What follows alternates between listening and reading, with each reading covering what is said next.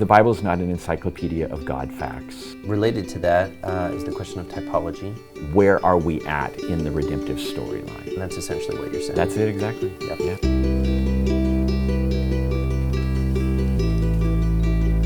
So welcome back to another edition of our Preaching in Babylon series. I'm joined by my colleague, Dr. Todd Miles. Todd, welcome. You teach a number of things here at Western, but one of those is hermeneutics. And so I asked you to have a conversation because hermeneutics seems like it's something that every preacher has to practice every Sunday. Yes. Hermeneutics is basically the art and science of biblical interpretation. You would get that question right on my hermeneutics Okay, exam, right great. there. That's the answer I'm looking for. But that covers a lot of ground, though. Yes. So maybe if you're thinking of a busy pastor who on Monday morning is trying to prepare his next sermon, because Sunday comes with ruthless regularity. What are some tips in your go-to recommendations for a busy pastor? Hermeneutical tips as he's preparing a sermon. Yeah. Well, if you don't have time to take my class on hermeneutics, here's some short form things to remember. First off, context, obviously, is hugely important, right? What are the three most important things in real estate? Location, location, location. Yeah. It's the same thing with biblical interpretation. You can never ever go wrong by asking what is the context, and that seems so obvious, right? Because no one ever likes to be taken out of context. Yeah. I've never run into anyone who has said, "But the other day so and so said something to me and just took me totally out of context. It was awesome," right? Yeah. That's never happened. So let me ask you a question about that then. Do you give priority to like the immediate context within a book or canonical context? Sometimes in preaching classes, I see students struggling how to balance those two. Yeah, so I would say the answer is yes. Okay. You have to give priority to each of those. But the priority that you would give is going to differ based on distance from the passage. So obviously the immediate context is going to have more control over the meaning than the broader context, but it has to fit in with the broader context as well. And so asking yourself a basic like biblical theological question like how does this passage fit into the storyline of the Bible is just another way of asking what is the canonical context for this passage. So that would be the first thing. And I say that too, mindful of the fact that every time I get up to preach, and I'm teaching pastor at Gresham Bible Church, and I preach halftime there, and then I'm on the road at other churches probably 10 to 12 times a year. So I'm writing maybe 40 sermons per year. I'm mindful that every time I get up to preach, I'm actually delivering a hermeneutics lesson that's probably more effective than taking a class and saying, this is what I believe about hermeneutics, because they're seeing what I believe about hermeneutics and what I believe about interpretation played out in front of them. It's really real at that point. So, because one of the things you're hoping to accomplish is that the people in your church can go home and read the Bible that way. Yes, exactly. When I'm preaching, I never want the people that listen to me to think, oh, that was just brilliant. I could never do that, right? I want them to open up the text and say, why didn't I see this before? Why didn't I see this before? It's right there. I can do this. Yeah. I can do this. And obviously context is very simple for that, but its control over a passage is immense. Yeah. And most bad interpretations that I've seen of passages almost all the time, they just ignore the basic rules of communication where context drives meaning. Yeah. So that would be that'd be the first question. What is the context? And context has there's literary context, you know, where the immediate context, the verse, the chapter, the book, right? But there's also historical context and cultural context, and I have more to say on that a little later. But all of that makes up context. Yeah. The second question that I would ask is, what is God doing in this passage? What is God doing in this passage? Because the Bible is not an encyclopedia of God facts. It is a multi-genre redemptive story with a lot of different kinds of speech acts. It's not merely the transfer of information, but you find, just like we do in all of our communication, sometimes we explain things. Most of the time we're not explaining things. Oftentimes we're complaining, or we're blessing, or we're cursing, or we are rebuking, or we're encouraging. Talking about social media now? I'm talking about everything, yeah. Most of the time in social media we are virtue signaling and criticizing from... Cursing and complaining. Yes, from a distance. But the Bible is full of all of those sorts of things. Yeah. God does different things in the text of Scripture. And so sometimes He is rebuking, sometimes He is correcting, sometimes He is encouraging. And so I always ask that question, what is God doing in this text? Because if I try to do something with the text different than what the Spirit of God inspired the human author doing, then I'm going to be at cross purposes with the Spirit. And as far as I know, the Spirit of God is undefeated. That is a loser proposition. And heavens, every preacher wants their words to be attended by the power of the Spirit of God. Yeah. Right? Unfortunately, the Spirit of God is not like a genie in a lamp who has to do our bidding. He is sovereign God. Right? Yeah. So there are some things we can ask the Lord to attend our preaching with power, and then we can make the most sense of what the Spirit of God inspired in the text itself. And one of the things is, what is God doing? So if it is a passage that is encouraging, then my sermon better be about encouragement. If the passage is about warning, then I better, the congregation better feel warned by this passage. So that would be another thing. That reminds me of a homiletician, Abraham Karubala, who talks about authorial doings. Okay. And he says that every paragraph, every pericope, every prophetic oracle, whatever the unit of text is, the author, who ultimately is God, is doing something, sometimes more than one thing. But what are these authorial doings, and then how do we structure our sermon to follow in that path? And that's essentially what you're saying. That's it exactly. Yep. Yeah, that's it exactly. Okay, let's take this in a different direction here. In church history, which you also teach here at Western, we know that some of our church fathers, our distant ancestors in the faith, practiced a more allegorical approach to hermeneutics, which didn't just shape their reading of the Bible, but their preaching of the Bible. Yes. So that the parable of the Good Samaritan became this extended allegory with all these different meanings, and it shaped their preaching and teaching of the Scriptures. And some today are advocating that maybe we should recover that, and that we need to get back to that. I'm less interested in the academic debate and more interested in how this impacts pastors, because pastors can feel overwhelmed and think, okay, am I interpreting it, like the church fathers? Am I interpreting it like somebody else? What's the right way? So I'd love for you to weigh in and just help pastors think through this. Yeah, I'm a bit concerned about movement toward allegory. Yeah. And so I would always want to ask, what does a person mean by allegory? Sure. Again, one of my goals that's always just there foundationally is I want the people who listen to me to understand the Scriptures, to gain confidence that they can read the Bible, trying to figure out what God means by what He says. And so there better be a, for lack of a better term, a paper trail for what I assert the Scriptures mean and how I got there. Yeah. Right? That you've got the receipts. Yes. And they can see those and they can trace it and say, oh, I can do this too. Right? I can do this too.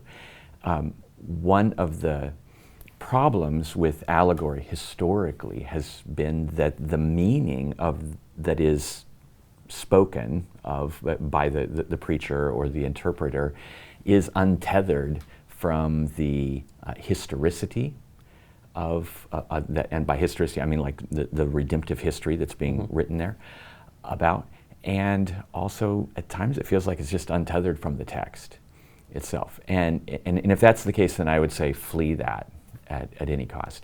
If by allegory it means be thinking in terms of multiple kinds of application, which I think best construed, that's what people are trying to recover now, then I'm all for that. Okay. One simple way to do that would be to draw your illustrations, say from a New Testament text, draw those maybe from the Old Testament. You're not saying that this is what the interaction between Jonathan and David actually means, and it's pointing to some higher things. But if you can illustrate a New Testament teaching by drawing from a biblical text, that might be a safer way to go about this. And then just be thinking in terms of, well, there's probably an immediate application, but there might be an application that will draw us to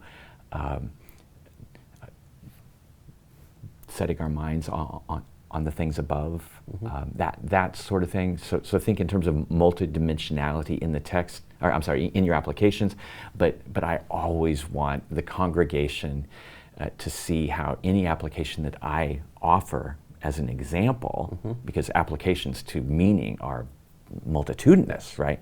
And what we are doing is we're just offering examples of how this could be applied, right? I want them to be able to trace that right back to the text and say, okay, I can do this. I see how they got that. Because I cannot count on the Spirit of God to convict someone by my own wisdom. But I can count on the Spirit of God to convict people by the wisdom of the Spirit, inspired and written in the text. Yes, because the Word has power. Absolutely. And it doesn't return void. Yes. Yeah. Yeah. Okay. But the Word also comes in many different forms, yes. many different genres.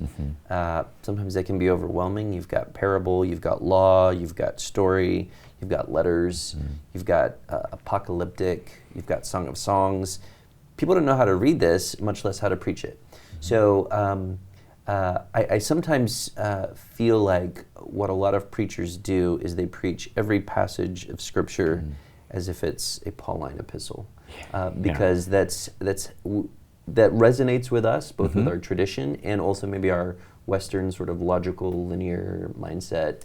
You can trace an argument in Paul, but then you get to some poetry or some prophecy, and it feels very different, and we don't quite know how to do that. But the Spirit inspired it in those forms. Yes. I wonder if you think there's any connection between the inspired form of the text and our form of our sermon. Yeah. Well, let me start by saying that I think that the form is vital. It's part of the inspired text. It's not just the delivery system for this truth, right?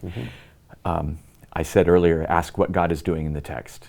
Oftentimes, a biblical author will pick the genre that accomplishes what he wants to do in the text. And so like poetry, you mentioned, for example, is poetry evokes emotion. Yeah. That's the thing it does better than any other form of literature in the Scriptures. So we ought not to be about just trying to flatten the literary genre to mine out the theological nuggets and provide them. But we should go with that genre. And so I would say that of course it's going to affect the preaching of the text. I remember one time I was reviewing a sermon that I had done on a psalm, and I had 4 points instead of 3, breaking all of the rules of Baptist preaching, right? And someone said, why 4 points and not 3? And I said, because there's 4 stanzas in the psalm. And I just had 1, 2, 3, and 4. I just covered it that way. I love preaching narrative because I don't have to be very creative because I don't have to come up with illustrations or anything like that. It's all right there. The story's there in front of you. So just tell the story. Tell the story. So I think that the literary form should affect the way that we preach a passage. And the definition that I give for genre, for literary genre, is a kind of literature with the rules for its interpretation. It's just kind of baked into that.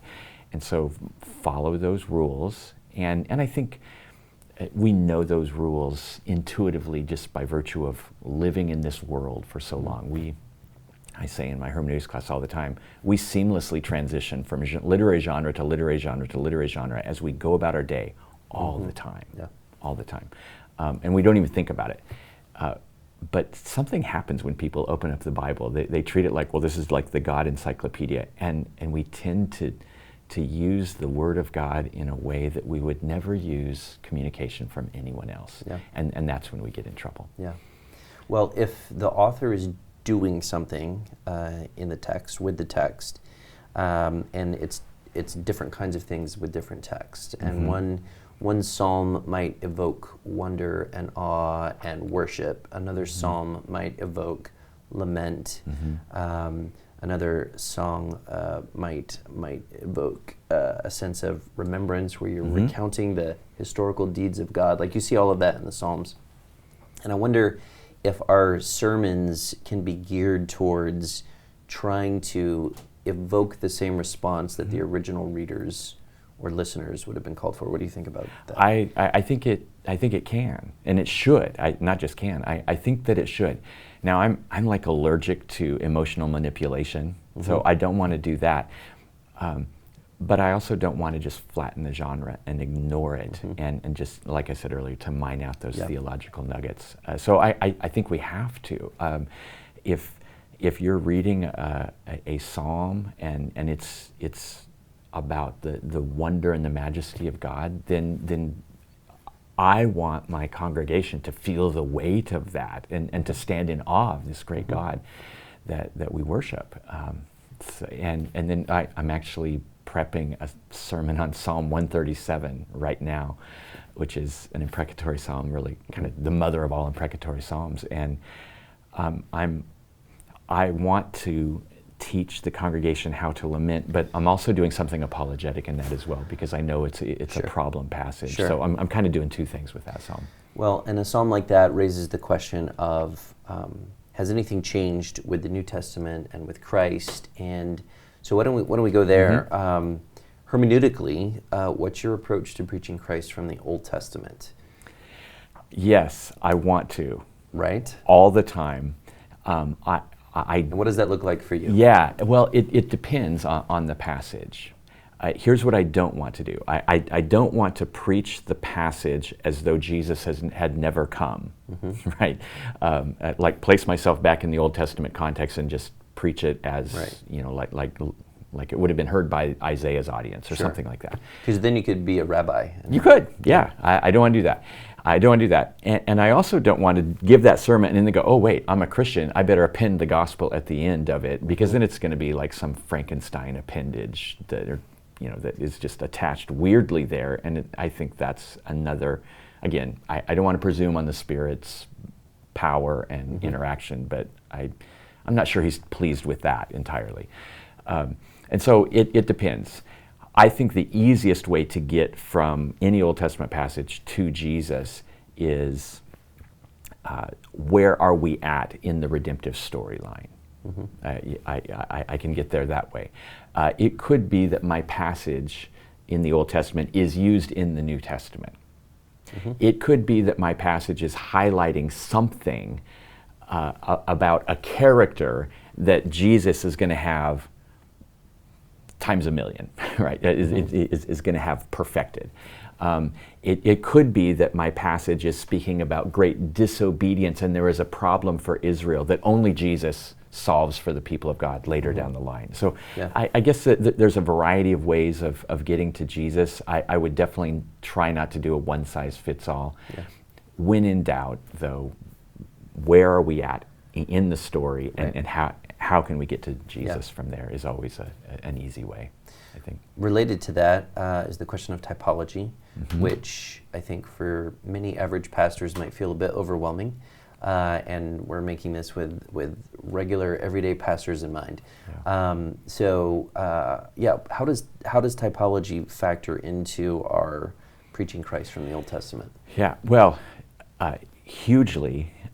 Although I would never in a sermon say, no, this is a type of Christ, and then begin talking about typology. Okay. And that's probably not low shelf enough. But in my preparation, I'm drawing upon that. I believe that all of Scripture is inspired. I believe that God is sovereign, and that Jesus doesn't just show up in a vacuum, but all of redemptive history is marching, and not just marching, but is being led by God to Jesus. And God leaves fingerprints all over the place, and he get, or better, even more a fun way, there's Jesus Easter eggs all through the Old Testament, right? And typology is one way that we can responsibly discover those. If I were talking with someone after the sermon, and they were saying, "Hey, you said this reminds you of Jesus, but how do you do that?" And maybe they know something about typology. I want to be able to present an explanation for how I got this Old Testament passage, whether it being an institution or a person or an event, as something typological of Christ and the gospel. I want to be able to argue it and persuade him that it wasn't just how I was feeling that morning, or this seemed convenient, or I know I'm preaching this Old Testament passage, but I really wanted to say this about Jesus, and so I use some magic words to get there. That runs contrary to this underlying goal that I have in all of my preaching. Yeah, for sure.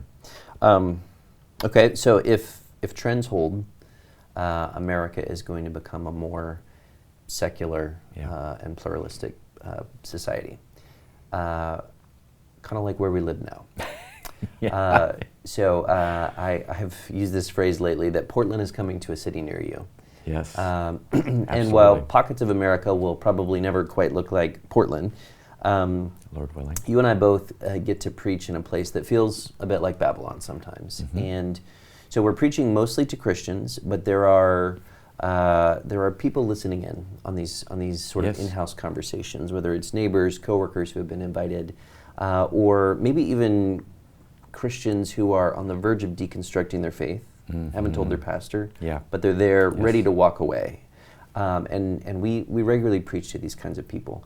So if you could give a word to pastors who are preaching sort of on that missional frontier, what have you learned about preaching in the post-Christian city of Portland?